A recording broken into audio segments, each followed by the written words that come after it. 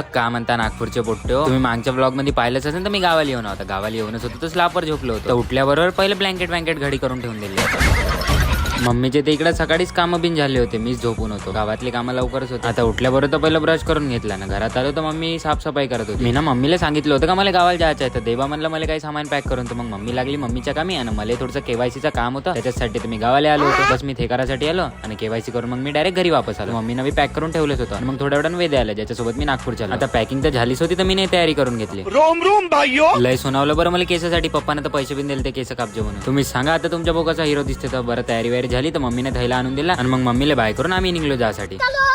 आणि आम्हाला गाडी ठेवती होती जामले कारण आम्ही जाणार होतो जामवरून बसले. याला मधातच इकडे कार्यक्रम आले थांबा लागल्याच्या महावीन भाऊचा कार्यक्रम आहे लवकरच आटोपला होता. तर मग आम्ही लागलो रस्त्यानं समुद्रपूरवरून डायरेक्ट आलो जाम. आता जामले आल्यावर पहिलं अशोकासमोर गाडी लावून दिली आणि आता अशोकात आलोच होतं तर चाय तर प्यास लागते.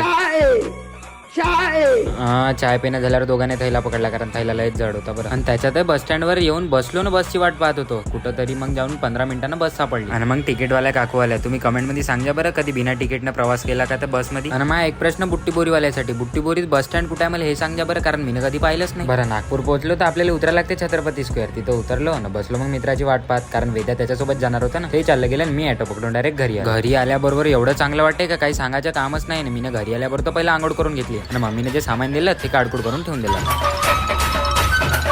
बरं तर पोट्ट्यासाठी एवढंच. मंगा पोट्टे भेटू पुढच्या ब्लॉग मध्ये.